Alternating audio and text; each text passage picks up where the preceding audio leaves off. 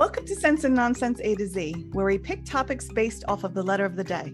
Today is episode 18 of season 1, featuring the letter R. We're family and we're your hosts, AT and Z. So let's get started.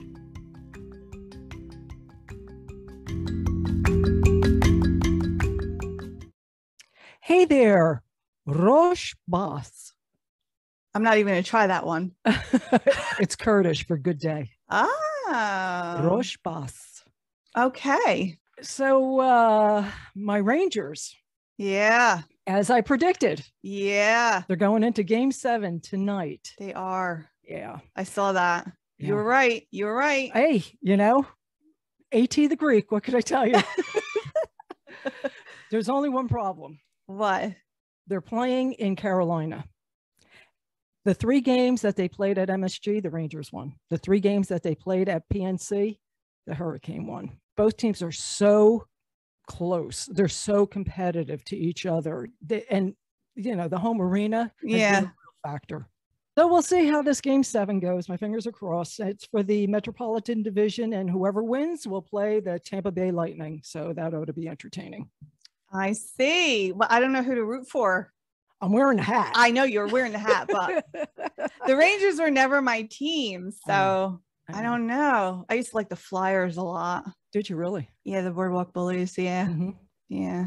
What can I say? Yeah. So what's going on? The only Philly team that I actually liked. Oh, no kidding. Yeah. You don't like the Eagles? No. Because you're a Giant fan. Yes. Yeah. So what's going on with you, Z? Went out to breakfast this morning. Nice. Awesome carrot cake and pecan pancake. Yummy. Oh my goodness. Oh, that's right up my alley. Oh my gosh. It was so delicious. Cool. Yeah. Little guy was fantastic. Good.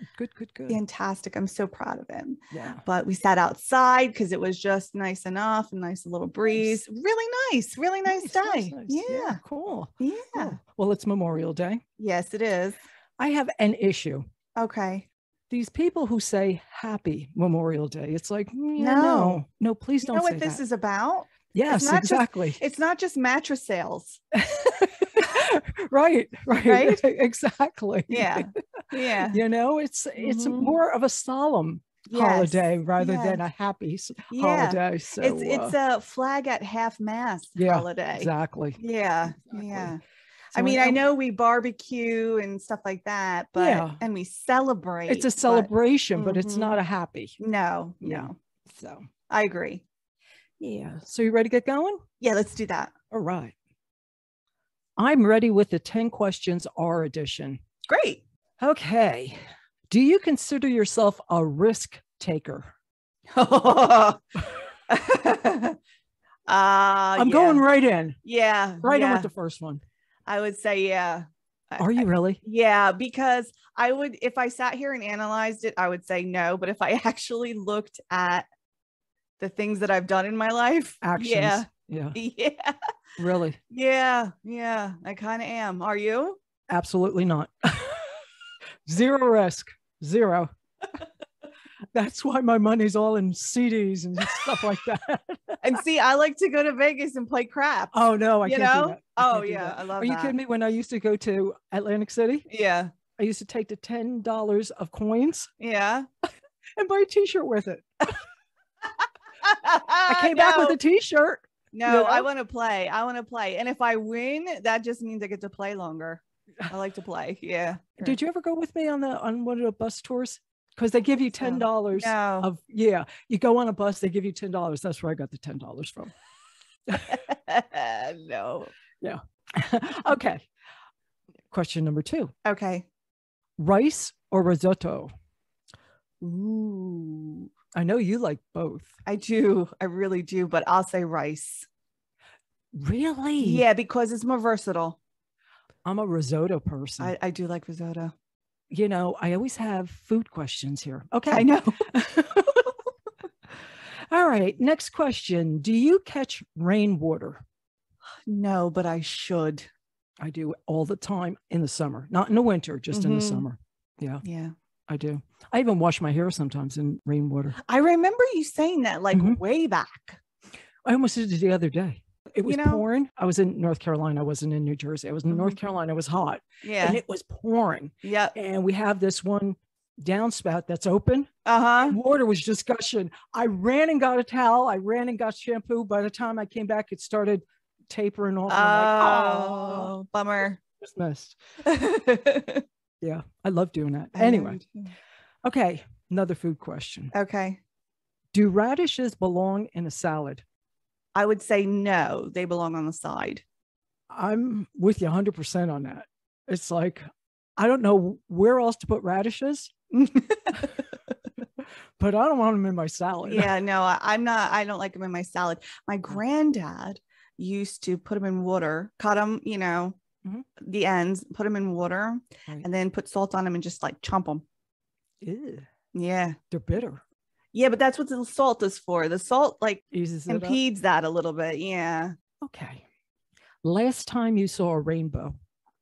The other day, only like That's right. You guys have had a lot of rain. Yeah, we've had a lot of rain, and I was opening up the curtains I was going to close them, the curtains in my sunroom, and I saw a rainbow, which I haven't seen in the longest time. It was maybe 2 weeks ago. It was huge and it was really dark. Right. And then like 10 or 15 minutes later, we got a double. Yeah. Love it. Yeah. Love it. I was really happy. It's been about a year for me. As I'm driving, it's like, oh, there you go. Yeah. Okay. Next question. Do you believe in reincarnation? Yes, I do. I sure do. Do you? Totally, huh? Yeah, 100%. Yes. All in all, yes. But yeah, I guess I do. Okay. All right, next question. Do you watch any reality shows? That's going to be a peeve. That's going to be a peeve of mine for this episode. I will say, as of this moment, I will say yes, but I will get into it later when I do my peeve. Okay. Yeah. Alrighty. What about you? I have watched them in the past. Should I say which ones, or should I save them for later? Save it. Yeah, we'll save it. Yeah. Okay. Again, food is involved. All right. That's all. I'll leave it at that. Okay. All right. Next question.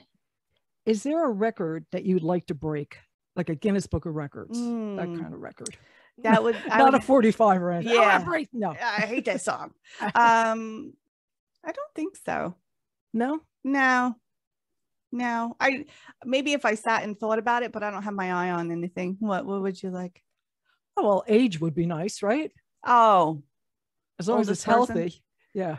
Yeah. Well, as long as I'm spry. Yeah. I don't want to look death warmed over. No, I don't either. No.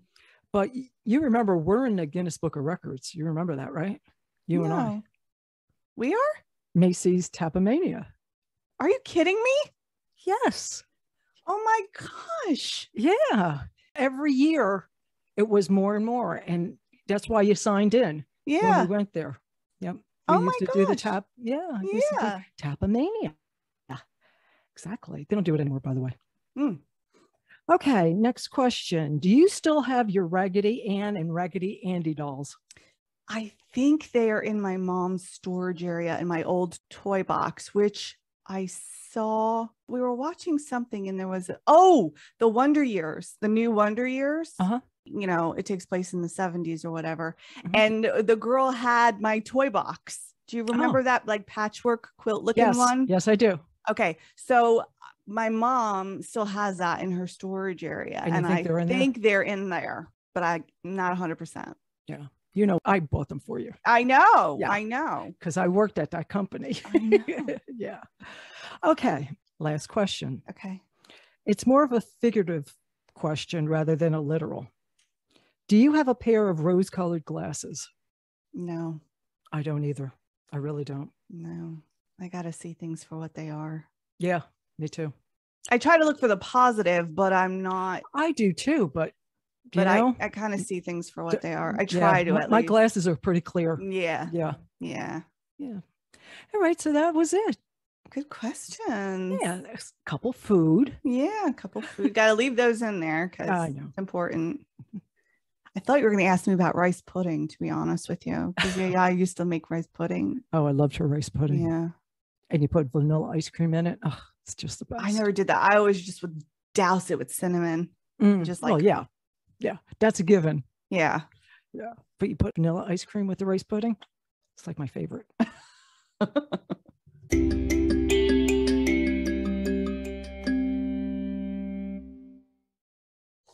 So for my favorite R movie, I'm doing Raising Arizona. Okay. 1987 by the Coen brothers. This is my first introduction to Coen brothers movies. Mine too. I was so young. I was probably, by the time I saw this, I was probably 12 when I saw this. Okay. So I just watch this movie all the time. Well, sure. 12 years, like, oh my God. This is so cool. I loved it. This movie was so shot out. Yeah. And it was so different than anything I'd ever seen before. Right. And I gotta be honest, I love Nick Cage in this movie. His hair, the more stress he got, the more crazy his hair would go.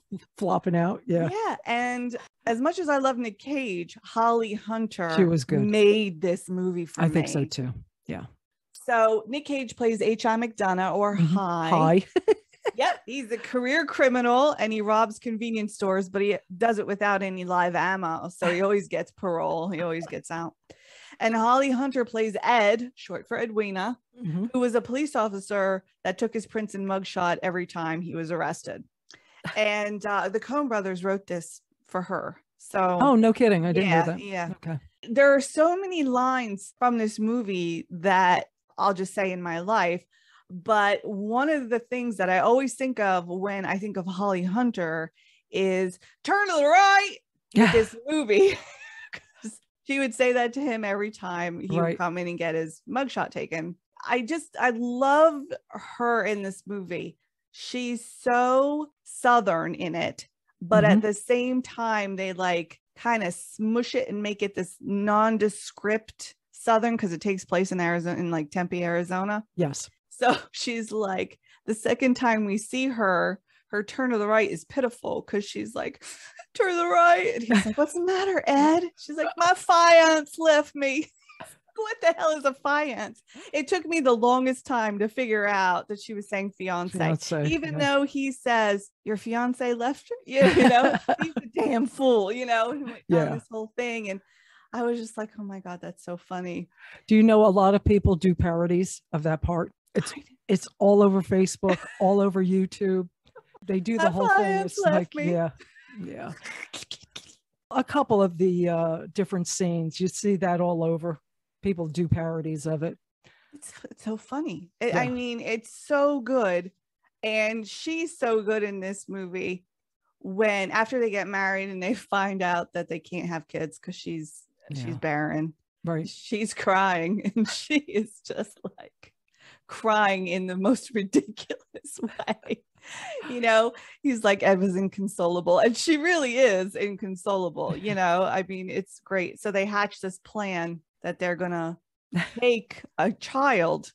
And the thing that strikes me the most about the Coen brothers is if you watch their movies, a lot of times they will take a topic that is horrendous and heinous, such as a kidnapping. Absolutely. And make it somehow fun and entertaining and watchable.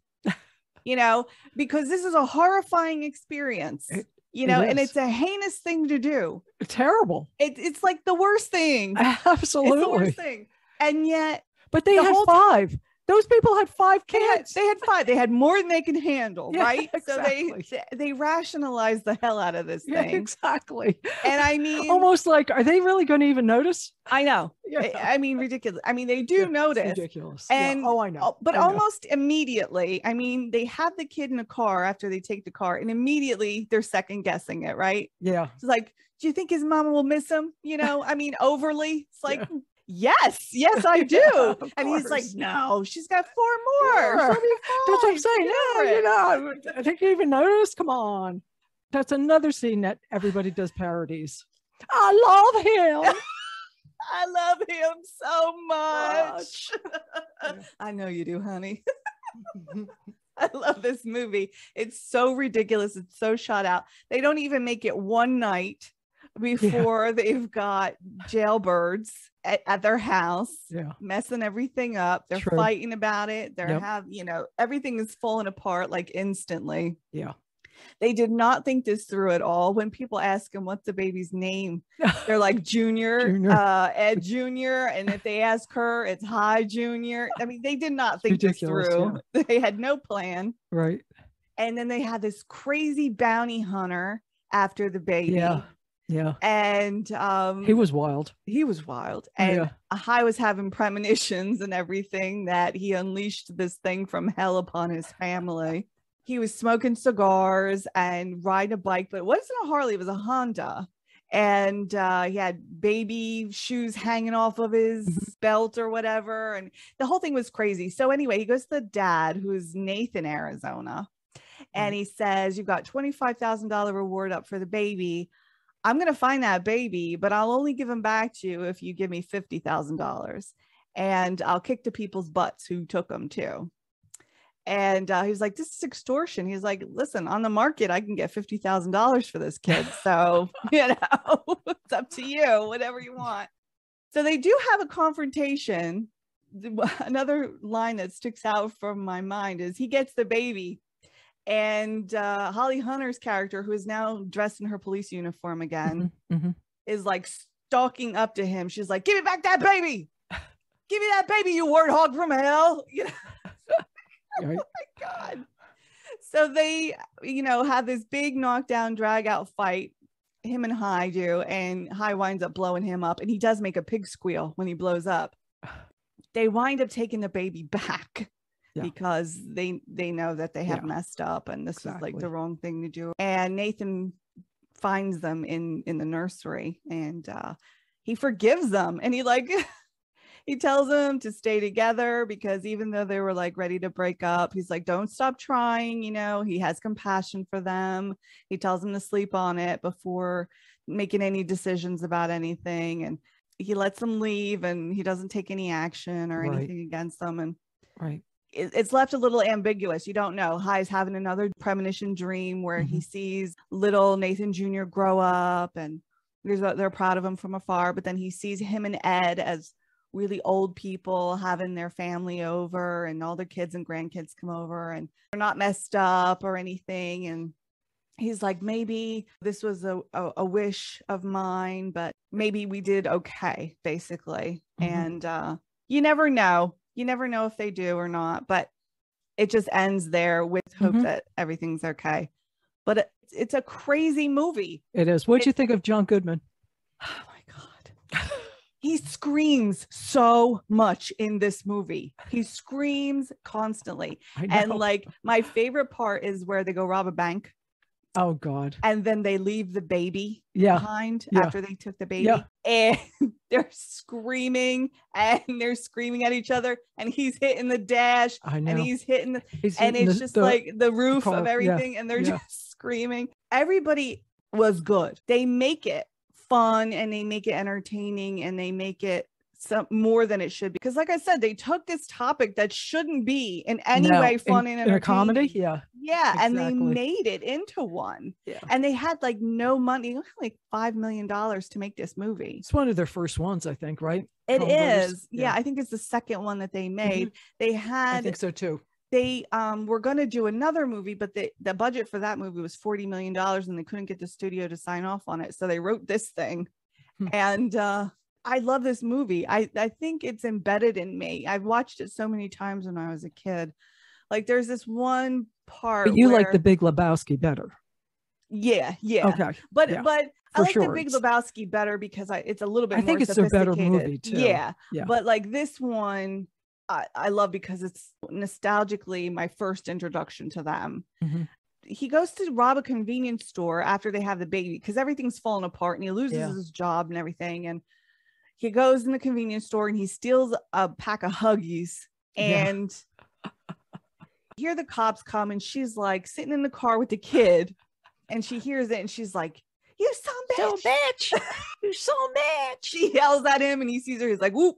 I'm in trouble with the wife. Trouble with the Hurry wife. up. Exactly. You know? And she leaves him there. Yeah. And then he takes off running, and the clerk comes and he's shooting a Shoots gun him. after him. Yeah. And then the cops come and they're shooting after him. Yeah. And he's running, and he winds up dropping the diapers, and Right. he's running through neighbors' yards, and then he's got dogs after him.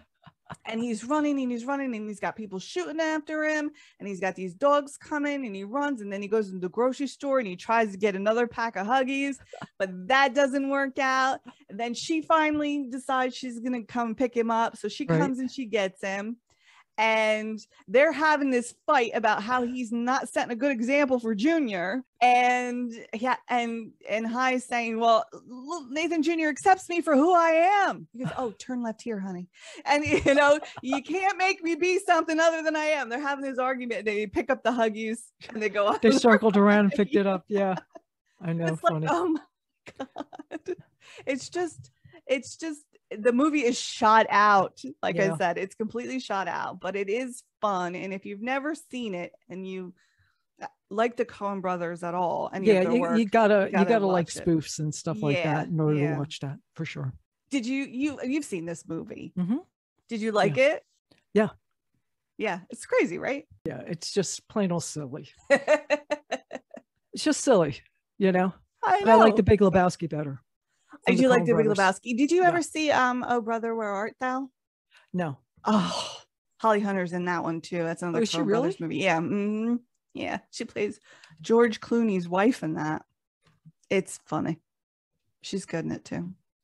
Have you ever seen Miller's Crossing? I haven't. I have not seen that one. I haven't either. No, but that's rated their best movie. It is. It is. I know. It's a little bit, it's a heavier movie. Yes. Oh yeah. It's not a comedy. No. Have you seen Fargo? No. Oh, Fargo is quite good. Is it? Yes, very good. Frances McDormand's in all of their movies. She's married to Joel, I think. It's really good. Yeah. Really good. My first introduction to the Coen brothers, and it'll always have a special place in my heart for that. And also for Turn to the Right. I love that. It's my favorite.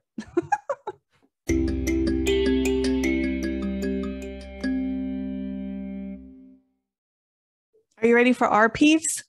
I am.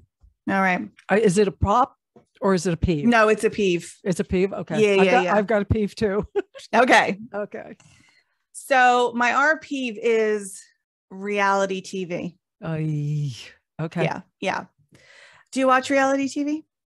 I do. We just mentioned that in our 10 questions. Yeah. Too. There's a couple that I do watch. Do you want me to? Yeah. Tell me. Okay. All right. I tend to watch the food ones. Okay. So like the Chopped. competition. Yeah. I do like Chopped. Okay. There was one that was called Restaurant Impossible with Robert Irvine. Mm-hmm. I like that. But as far as like other kind of things, I would watch The Voice sometimes. I did watch American Idol originally. Mm-hmm. And there's, I was watching The Masked Singer, but I'm not watching that anymore. How about you? I generally don't watch reality TV. However, I will say I have watched like Kitchen Nightmares and some of the competitions now and then with the The Voice. I liked The Voice when Adam Levine was on with like Shelton. I would watch that, but that kind of got old too. I was never that big in American Idol, although I did watch a season with Adam Lambert, stuff like that. But what I'm really talking about when I talk about reality TV is these shows that are not supposed to be scripted, but they kind of are, like all the Real Housewives. I can't watch and the Bachelor and the Bachelorette. I can't watch it. Okay, so specifically, I'm going to talk about the Bachelor and the Bachelorette because there are so many different kinds of reality TV, but mostly I want to talk about this because this I find to be the most ridiculous. And I'm sorry if I offend anybody. I really don't mean to, but I know they have a huge following called the Bachelor Nation. And I honestly don't want to offend anybody, but I don't get this at all. The relationship with the person they pick hardly ever works out. In 26 seasons of The Bachelor and 18 seasons of The Bachelorette, only 16 couples are still together. And all the cast-offs, they go on Bachelor in Paradise like 2, 3, 4, 5 times. And it's so ridiculous because they're so in love every single time. Of course.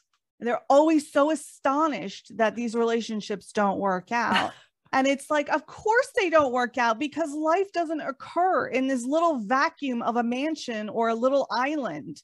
When you get in the real world and you have to deal with real world things, your thing crumbles because you don't have to deal with any issues when you're on these shows. Yeah. This isn't real. And that drives me crazy that they call this reality television. These people are here for a myriad of reasons, the least of which is to actually find love. Yet people are incredibly hooked on these shows. I mean, they spend half of the season trying to out people for the real reasons of being there. Sometimes they just want to get on TV. Sometimes they want to further their music career, or, you know, sometimes they already have other relationships going on. I mean, it's ridiculous. And I understand that, like, drama is a thing. I get that. You know, I get that drama drives ratings and stuff like that, but I just feel like the premise of this is so absurd. You have, like, I don't know, 20 people competing for one person's attention, and they all like instantly love that one person. It's like, you don't even, why? And it's all based on looks and, you know, of course. And then they're making out with everybody. Like, in the real world, if you were dating 20 people at the same time, like, other people would not be so like laissez-faire about it. Like, oh, no big deal that you're making out with everybody. And like, honestly, in this day and age, do you really need to be making out with 20 people at the same time? Yeah. Do you really want it even to be filmed? Like, come on. I think it's all about exposure for this. For these people. It really is, because like I said, they go on this Bachelor in Paradise like 5 times, and they're all laying around with their bods hanging out and being flirty and ridiculous, and then this person's with that person, and then they switch and it's somebody else, and then some other random person from some other episode of some other series or something comes and like messes up the works. It's ridiculous. The fact that they think this is reality TV is what drives me crazy, because these scenarios are very much set up for people. You know, it's not reality at all. Right. And we had one here, the Jersey Shore.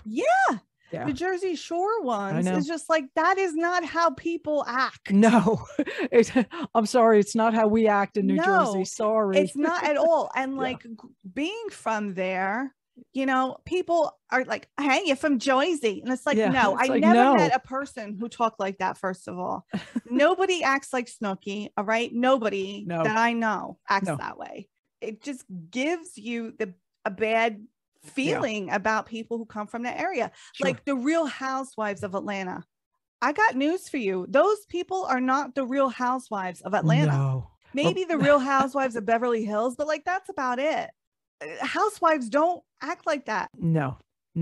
Housewives take care of the house and their kids, and sometimes they work as well, but they don't have like nannies and cleaning services and all that other crap. Yeah, exactly. That's not what the Real Housewives are doing. Like, my grandmother was a Real Housewife. You know what I'm saying? Yeah. You know? So that's my peeve. All right. Do you want to hear mine? Yeah, of course.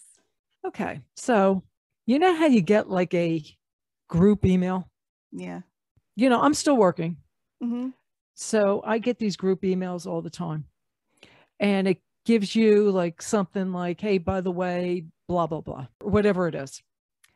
And then somebody hits a reply all. It's not the group email that I have an issue with. It's the reply all that I have an issue with. If you want to tell the person who wrote the email something, hit a reply. This is the one that I get when it's like a party thing. And they reply, "Oh, I'll be there." It's like, exactly. Great. That's exactly what I'm talking about. Yeah. I'll be there. I'm interested. Yeah. It's like, I really don't need to know that you're going to go and have lunch or you're interested in taking class. I really don't need to know that. And I don't think that 26 other people, or I have another group email that it's like hundreds of people in the whole company get this email. You know, hey, it's so-and-so's birthday. Happy birthday. Do I really need to know that you're wishing them a happy birthday? Hit reply. Stop hitting reply all. Yes. Come on. Yeah. Come on. Anyway, so that's my issue. Reply all. There's two buttons. One's a reply, one's a reply all. Yeah. Learn how not to hit the reply all, please. Yeah, especially if it's something like that that's not important. Like, you know, rarely, if ever, do all the people listed on the email chain need every reply. Exactly. Does anybody know a good plumber? I don't need to know that you said no. I really don't. Really don't. It's true. Yeah. That happens with texting a lot too. And texting is another one. It's like, oh, come on. Group texts. I hate them. Group texts are just annoying. And the worst is if you're on a group text with people who have iPhones, they have this feature that they can like a text. They can like it. And when it comes through on a person who does not have an iPhone's phone, it's the whole text again with you saying that this person liked it. It's like with a little like in the front of it. Yep. Oh my goodness. I don't care that you like, you don't have to like it. Please stop liking it because there's all these other people in this thing that don't have that. That just got the like message. Yeah. It's like, oh man. I know.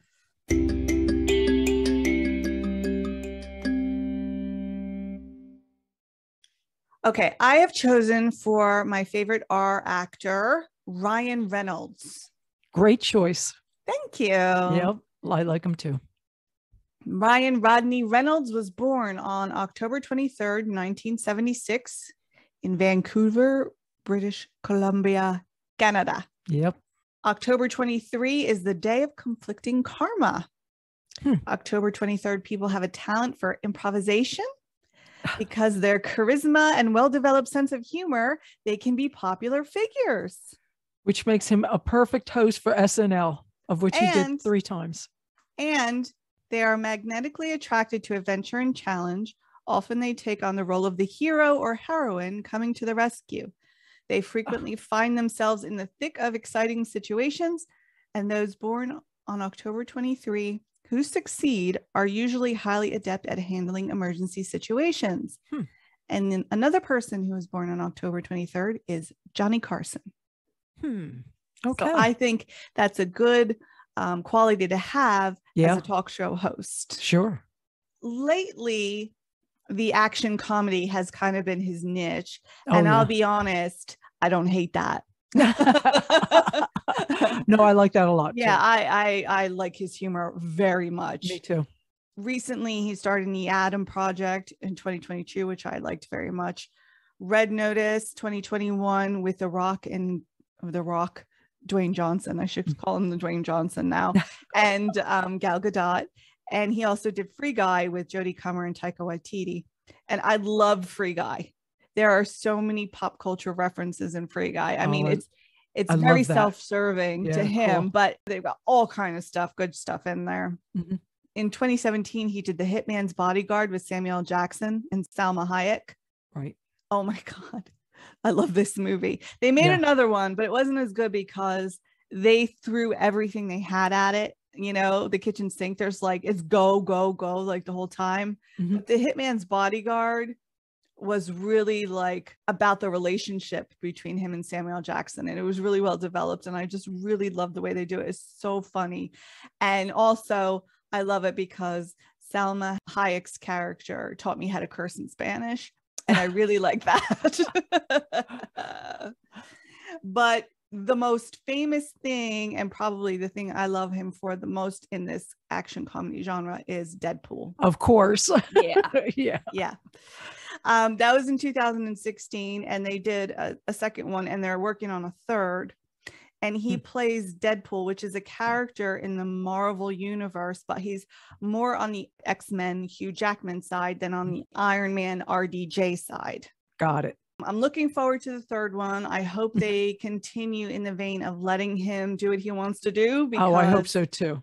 Yeah. That's what's kind of made it, because it took him a long time to get Deadpool made. It was like 10 years or something. Wow. And the fans had a lot to do with getting that movie made. So I hope now that it's been successful, they don't try and interfere with the formula that he's doing. Hey, what's the old adage?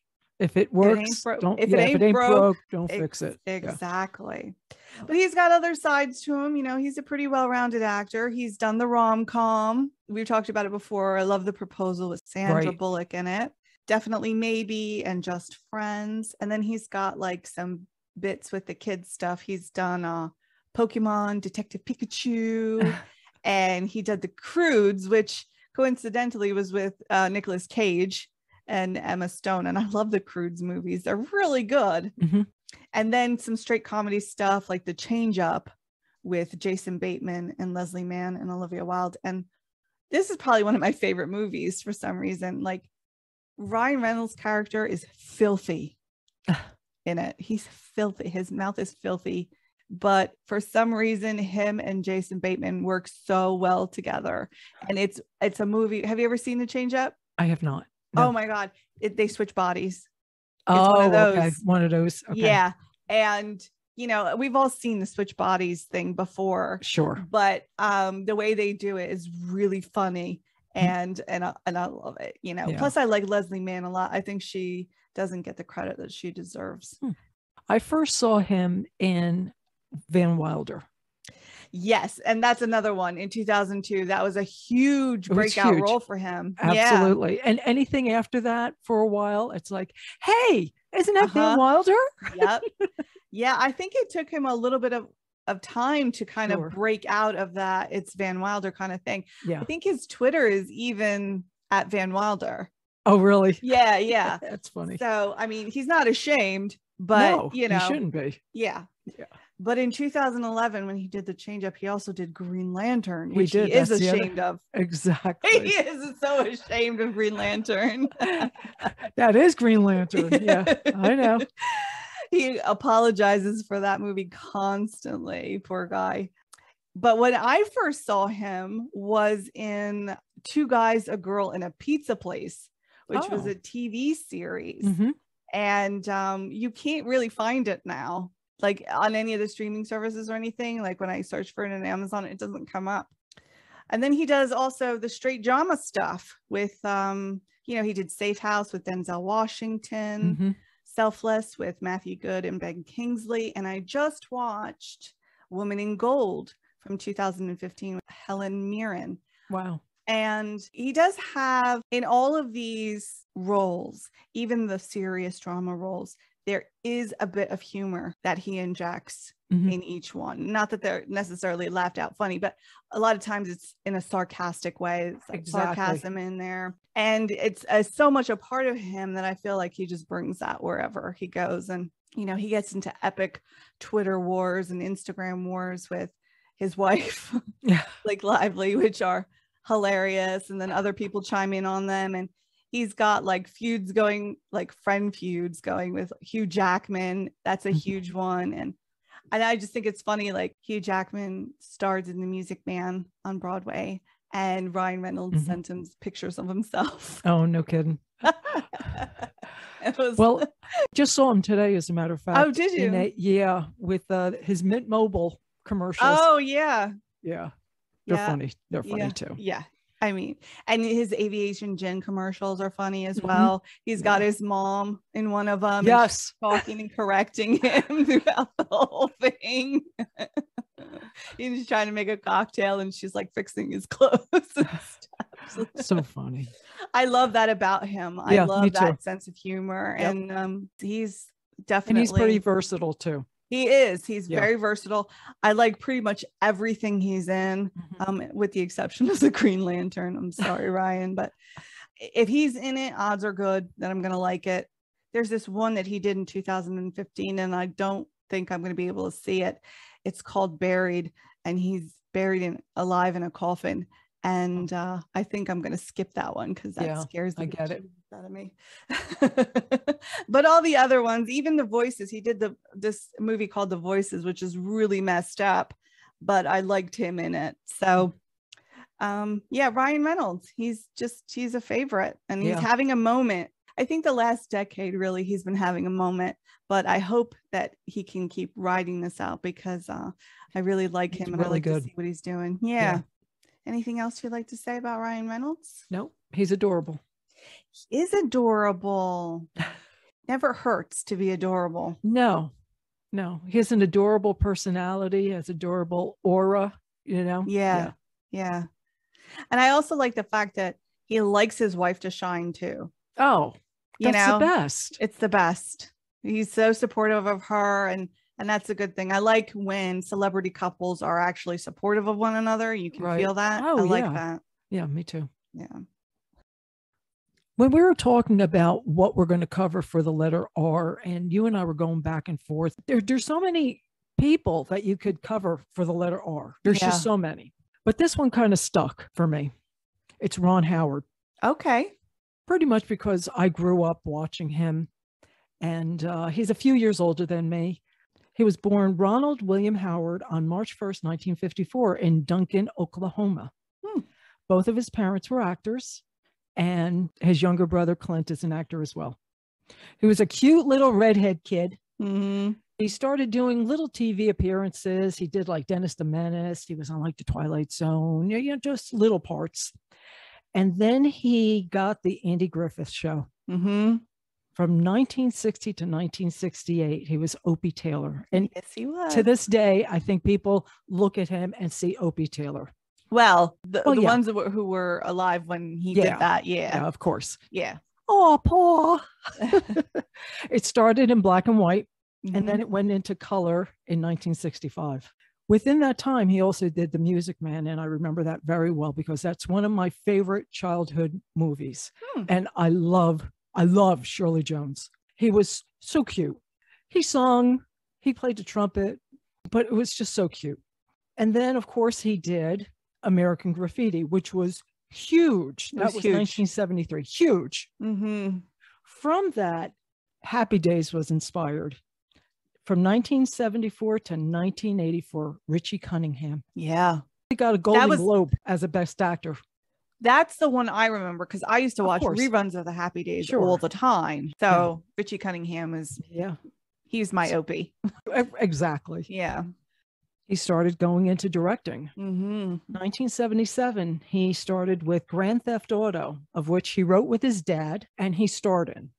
One of his first movies that I saw that I really loved was Night Shift. Have you ever seen that movie? No, I haven't. Oh my God. What a great movie. It was Henry Winkler, Michael Keaton, and Shelley Long. Oh, what a great cast. Great cast. It was all about the night shift in a morgue. And then they ran girls through there. Oh my goodness. It was actually a true story. And the true story inspired somebody to write this into a movie as a comedy, of course. Yeah. Just funny. And Michael Keaton was a piece of work. He was so good. If you have a chance, definitely watch Night Shift. It's from 1982, but it's excellent. All right.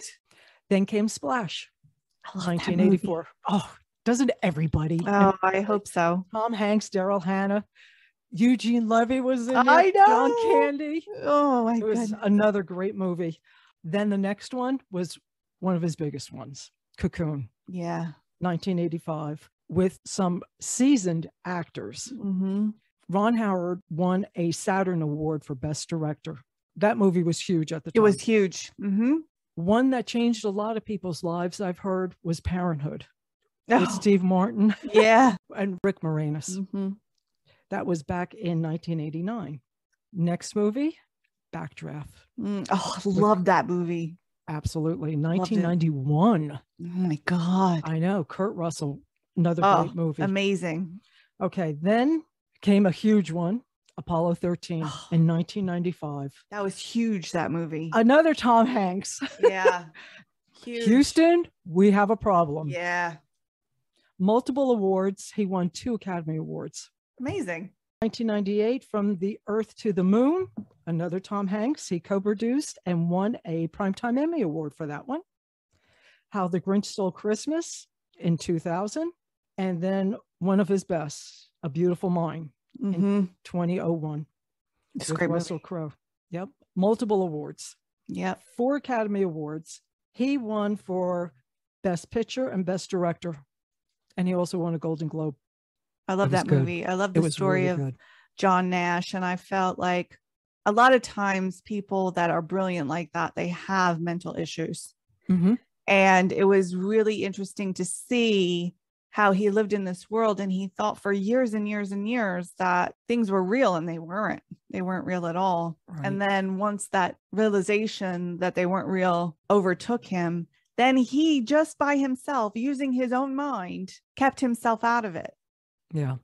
He wasn't medicated or anything. He just rationalized himself. He started implementing procedures to make sure that he wasn't living in a false world anymore. You know, he would check in with people he knew whenever he would meet somebody new. Like, do you see this person? You know? He was a brilliant mathematician, but yes, he's had serious issues. Yeah.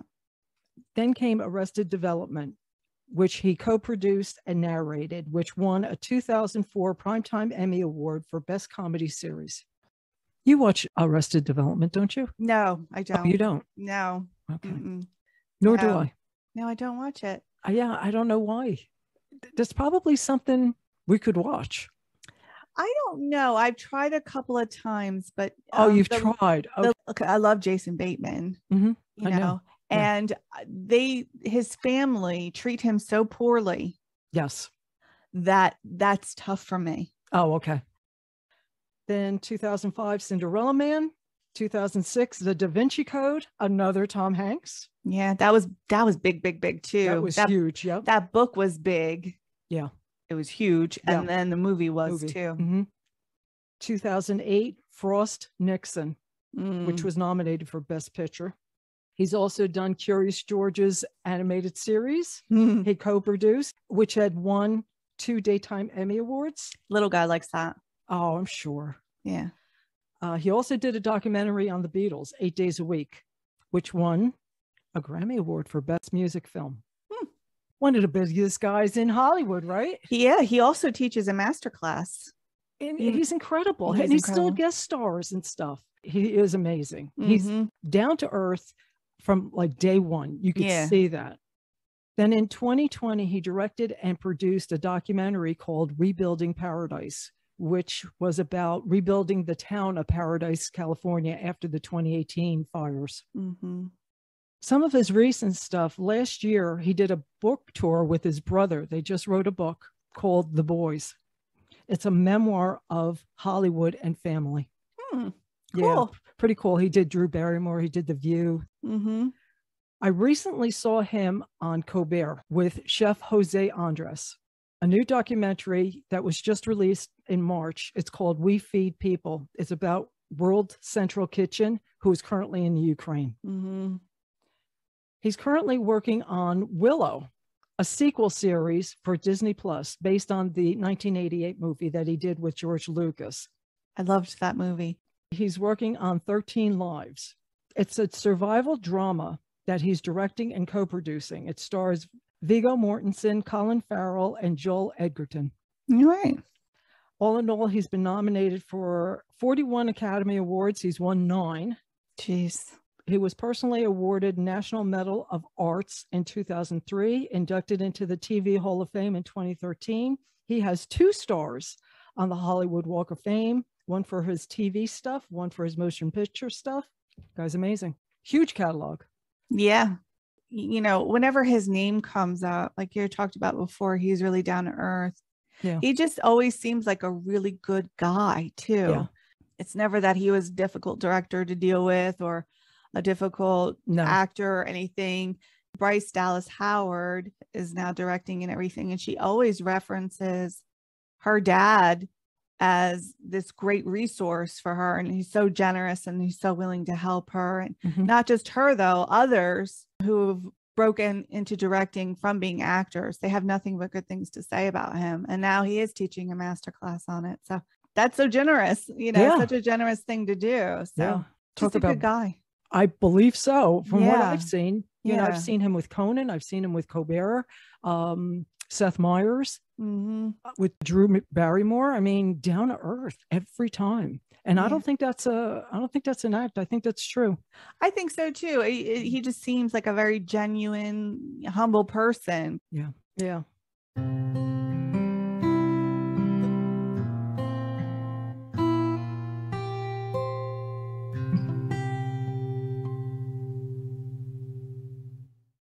Switching gears here for a moment, we would just like to offer our condolences to the fans, friends, and family of Ray Liotta, Unbelievable. Yep. who passed on May 26th at 67 years old in the Dominican Republic.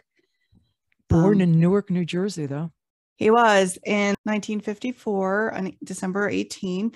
I remember seeing him for the first time in Field of Dreams. Me too. Shoeless Joe. Yeah, in 1989. And we love that movie. And I do too. If You Build It, They Will Come has become a part of our pop culture. But what really got me was in 1990 when he played Henry Hill in Goodfellas. Yeah. That good job on that. Yeah, that role to me is etched in my mind as him. Yeah. And he was in some other great stuff. He was in Copland in 1997 with Sylvester Stallone and Harvey Keitel. He played Frank Sinatra in the Rat Pack in 1998. Right. Yeah. And then most recently he was doing stuff. He was in The Many Saints of Newark, which was a prequel to The Sopranos in 2021. Appropriately so that he was in that. I mean, if ever there was a role made for somebody, exactly. Right? TV series, he did Hannah in 2021, and he just completed Blackbird in 2022. And he's survived by his daughter Carson, who's 23 years old, his ex-wife Michelle Grace, and his fiance JC Natolo. And I just, on a personal note, I'm so sad that he's gone. He was gone way before his time. Even he felt like 67. That's the more and more we live, the more and more we're going to hear about this stuff. It's so terrible. Sad because it really is. He just didn't feel like he was done, and he didn't either. He had even said recently that he's been more busy now than he's been his whole entire career, and he feels like he had more to give. I'm so saddened that we won't be able to see that from him, but I just want to thank him for having such an impact for so long on my life. So goodbye, another Ray. Huge catalog person. Yeah. What a shame. Yeah.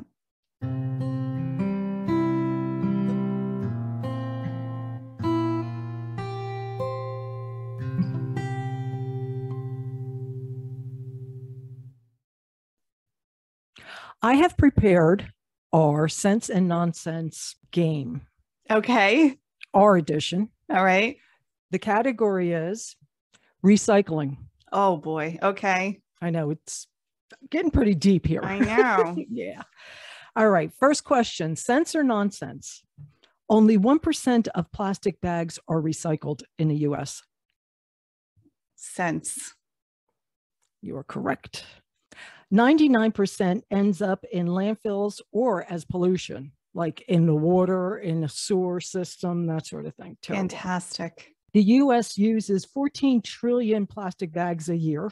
Plastic bags can take up to 1,000 years to decompose. Oof. Yowza. Yeah. Second question. Sense or nonsense? Pure glass is 100% recyclable. Pure glass? Sense. And can be recycled endlessly without losing quality or purity. The same can be said about aluminum cans. Interesting. More than 28 billion glass bottles and jars go into our landfills every year. Oh, it's ridiculous. Modern glass bottles take approximately 4,000 years to decompose, and they're sitting in our landfills. Yep. Recycling one glass bottle saves enough energy to light a 100-watt light bulb for 4 hours. Wow. Recycling a single aluminum can saves enough energy to power a TV for 3 hours. Really? All right. Factoids. Yeah, factoids. I know they make you happy. Sense or nonsense? 25% of Publix recycling is not recyclable. 25% of Publix recycling? The stuff that people put in the recycling bin. I'll say nonsense. I think it's probably higher than that. You think? Maybe. According to Waste Management, 1 in 4 items placed in curbside recycling bins is not actually recyclable. Huh. Light bulbs, not recyclable. Pizza boxes, because of their grease, is not recyclable. Some food storage containers, dishes, cookware, vinyl, disposable diapers, toys, Formica, fiberglass. Wait a minute. People are putting diapers in the recycling? Yep. Mirrors. All this, not recyclable. That's why I would have thought that it was higher than 1 in 4. Yeah, that's what they're saying, according to Waste Management. That's pretty good then. Window glass is chemically treated for temperature, so not recyclable. So you did pretty good. Yeah. Yeah. I would have thought that number was higher. I kind of questioned myself after I said it out loud. I know. Okay, some factoids. The average American throws away 4.9 pounds of trash per day. 4.9 pounds of trash per person per day? Terrible. I know. Holy that's crap. not me. That's not me either. So somebody is what the not hell? doing very well. I know. Only 9% of plastic gets recycled. That's a known fact. Only 23% of disposable water bottles are recycled. Oh. Plastic thrown into the ocean kills as many as 1 million sea creatures every year. Oh my God. It's heartbreaking. It is. The plastic used in 1 toner cartridge contains about a half a quart of oil.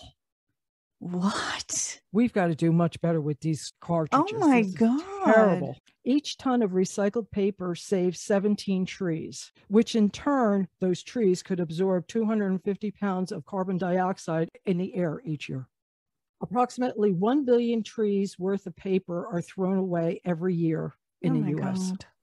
If Americans recycled just their newspapers, we could save 250 million trees a year. People don't recycle their newspapers? I guess not. Recycling 1 ton of cardboard saves over 9 cubic yards of landfill space.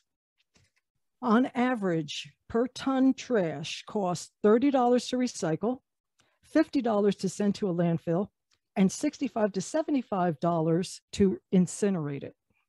Wow. So it's cheaper to recycle it. Yeah. Well, that's good. Yeah, exactly.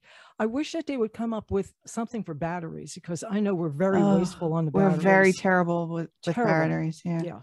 And most places they don't even have a receptacle to recycle them. You have to like search for one. I know. We're doing a horrible job on the batteries, and everybody uses batteries between the AA's and AAA's. Come on. Especially if you have children, you use a lot of batteries. Absolutely. Absolutely. So we need to do better. Somebody has to come up with some sort of policy on these batteries. But anyway, so what we do now matters. This is almost like a PSA. Okay.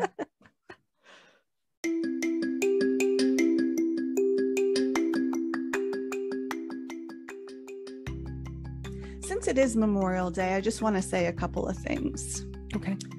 We are so blessed in this country to have protected rights. We are. I would like to exercise one of my rights and humbly ask my fellow Americans to please be more responsible exercising all of our rights.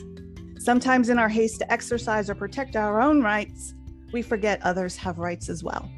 So on this Memorial Day, I would just like to say thank you to all who have protected our rights from the beginning, and to all who will protect our rights in the future. Well done, Z. Thank you. Yeah. So you ready to wrap? Yes. Okay. We appreciate you listening. With that, we're out of here. Thank you very much. We'll see you next week.